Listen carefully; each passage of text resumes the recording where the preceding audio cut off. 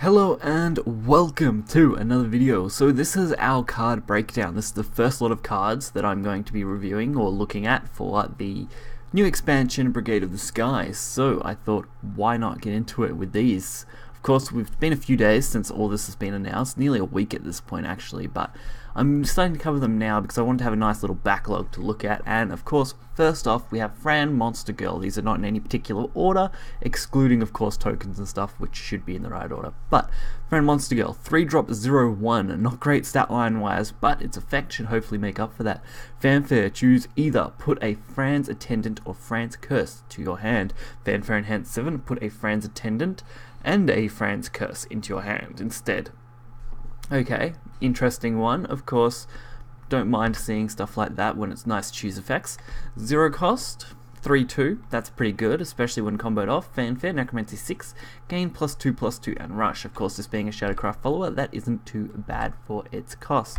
Then of course, Fran's Curse is also a 0-drop spell, so if you're playing this off the Enhance, you could get a fair amount of value. Deal 4 damage to an allied follower and enemy follower. This card can only be played when both targetable allied follower and enemy follower are in play. So that's okay as well. Deal 4 damage to an allied follower and enemy follower, especially if you get a decent amount of value out of this Fran's Monster Girl. You can use that as a target after playing something like Fran's Attendant, or just use it purely with Fran's Curse as basically just a 1-drop 4 damage spell, which would actually be pretty reasonable in this situation. Then we have Infiltration, a Shadowcraft spell, a 2-drop of course, so not bad at all, especially being a gold. This is also a token card, so obviously this comes off another card. We'll have to take a look at that. Some aren't in perfect order, so I do apologize. Draw until you have X cards in your hand. X equals the number of cards in your opponent's hand. That's okay, so basically you can play catch up with that card, and I'm not sure what that card comes off. I'm sure we'll find it in a moment, but we have Sellsword Lucius is a Swordcraft officer, a 1-drop 1/1, so we're getting more 1-drop 1/1s. Fanfare Enhance 5, destroy an enemy follower, so it's got a little bit of versatility, which is okay. It's not the best card, but it's average. This must, yeah, so this is the card, is it? So yeah, that's the card that Infiltration comes off. And sorry, this is a Swordcraft card, not a Shadow. I think I said Shadow when I was reading this. So it comes off this, the D Secret Agent, so a 4-drop 1/1 gold. So they're really pushing like low-statted followers this expansion by the looks of it. It's an ambush, which is good. It means you were able to boost it pretty effectively. Fanfare, choose either a Evyn Novice Agent or Infiltration to your hand. So obviously we'll take a look at the Evyn Novice Agent in a second, which is right here, 0 cost 2/2, which is okay. Storm on Evo, which is good. Evolve, deal 2 damage to an enemy follower, so you could clear out something and get 2 damage to the face with an Evo on this card. Of course, you don't gain Evo attack stats, but you do get the defense stats, which is still pretty good. Of course, all of this stuff can be up to change, but that's not too bad considering Infiltration and even Novice are both pretty good cards in Sword, I guess, especially for a 4-drop. Stats are going to be a little awkward, but the rest should be pretty alright. Then we have Proto Bahamut.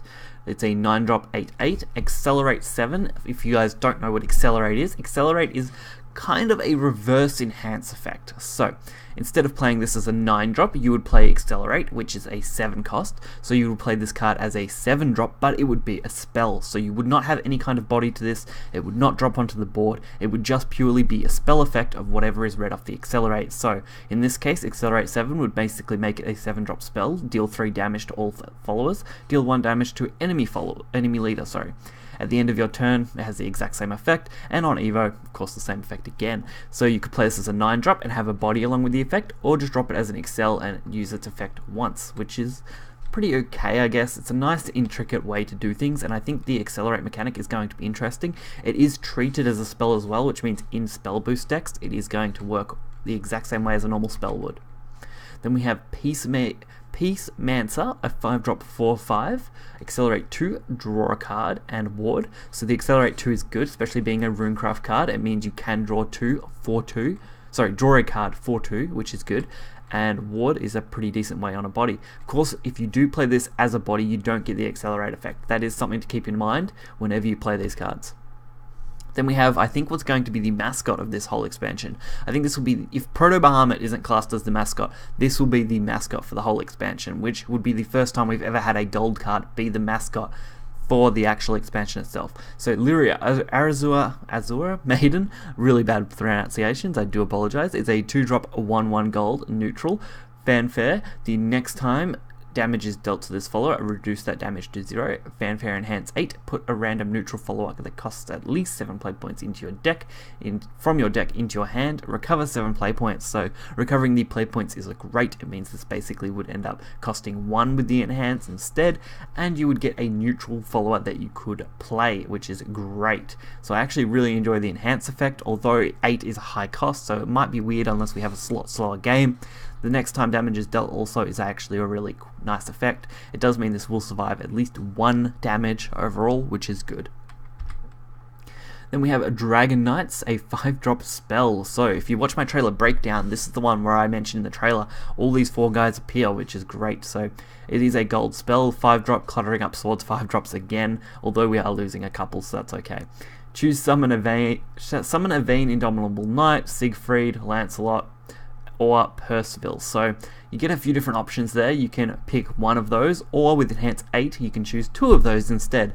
Of course, reading all those names would be a nightmare. So here is Vane, the 5-drop 2/5. At the end of your turn, gain a +1/+0 and restore 3 defense to your follower. So this is a heal with a little bit of a buff at the end of every single turn, which for a 5-drop I actually think will be pretty good. It's almost comparable to something like completely blanking on what I was thinking of. Ceres. Something like Ceres, but this also has a gain on it, which is okay. Of course, Ceres also pings things, which is a little bit better than obviously having to bulk out the damage, but it's comparable in the way that it heals, has a body, and works pretty well, and is about the same cost as 4 to 5, so that's nice. Siegfried the Dragonslayer is a 5-drop 5/4, Bane and Ward, also an officer. I believe all of these are classed as officers. Then Percival, Lord of Flames, is the 5-drop 5/4 as well. Gain a rush while an allied Siegfried, a Dragonslayer, is in play. So these ones work off each other if you enhance 8, which is good. Whenever this follower attacks, gain +X/+0. X equals the number of other allied followers in play. So this gives it a nice boost. Of course, rush isn't as good as Storm though, but this one is a commander, so you do have at least a little bit of synergy with the commander cards. Then we have Lancelot, Twintang, Prodigy. So this is the 5-drop 3/3 Storm. Whenever you play this follower, gain +1/+1 if an allied Vane, the Indomitable Knight, is in play. So this one again works off the whole combo setup, which is good. This one also has Storm as well, so you can potentially on turn 8 have a 6 damage Storm, which is pretty good, along with the, of course, healing and buffing abilities of the Vane, which is really nice. Of course, even on its own as just a 5-drop, this is going to be a 5-drop Storm for 5 with the Evo, which is still pretty reasonable, and as a commander could work nicely. Then we have Latham, Honorable Knight. I believe Latham is not a reprint, but more of a remake, similar to the other ones we've had recently. This is the 8-drop 8/7, legendary for Swordcraft, Commander. Accelerate 2, summon 2 Knights. That's actually an effect I can get behind. Having it a legendary with Accelerate that drops 2 Knights is actually okay. Basically a spell, summon 2 Knights. That's a good way to split up your bodies. Fanfare, give your leader the following effects. Whenever an allied follower attacks and there are no allied knights in play, summon a knight. Wherever an allied follower that originally cost 1 play point comes into play, give it Storm. These effects are not stackable and last for the rest of the match, so that's actually really cool. It does flood your board though, which might be a little awkward, but if you've got some really cool ping effects, this could work nicely. Then we have Sophia, Pilgrim, I think that's how that's going for, but it's a 3-drop 2/3 Havencraft Silver. Evolve, randomly summon a copy of an allied follower that has been destroyed during this turn. So similar to how Reanimate works, but this is limited to just your turn, and that's pretty much it, honestly. It's not a bad card, but I'm interested to see what we could potentially combine this with. Something maybe that we'd use with Storm, ram it, and then potentially resummon it to go again, or maybe just to get some nice effect off. Who really knows? I have no clue how I'd use this card, but it'd be nice to see it get some play. Then we have Captivating Conductor, a 5-drop spell for Portalcraft. Select 2 followers in play, deal X damage to the first follower and Y damage to the second follower. X equals the attack of the second follower and Y equals the attack of the first follower. So in essence, the best way to break this card down is target 2 enemy followers, they attack each other. I think that would be the best way we could look at this card. So, well, it does actually say select 2 followers in play. So of course you could also target your own followers to attack the opponent's followers. So if we wanted to have an extra attack, for example, nearly, you could deal X damage to them and they'll deal X damage to you. But I think the best way to use this would be against the enemies, which is a pretty decent way to use it. So in essence, I would use this as attack each other. So this is Albacore, so it's kind of like an abalone or something. It's a weird looking fish. Anyway, it's a 7-drop 7/5 Dragoncraft card. Last word, restore 3 defense to your leader, and that is it. Not a very exciting card on that one. It's a then we have Tycoon Swordcraft Commander, a 2-drop 2/2 bronze. Fanfare enhance 7, gain +3/+3, then draw cards until there are at least 5 cards in your hand. So Sword is getting a nice amount of draw power this expansion by the looks of it, along with more enhanced cards. So I would like to see more enhanced synergies. That might be interesting, but honestly, I don't mind this card. Definitely, it's a bronze-worthy card. But that is about it. I think that actually wraps up all the cards we have for this video. So I hope you guys did enjoy it. We will be going over more cards as they come out. Of course, I like to do them in bulk lots, so expect basically a video a week-ish sort of thing, and then probably one big breakdown right at the end. So if you did enjoy the video, hit the like button and subscribe, and I will catch you guys next time. See ya.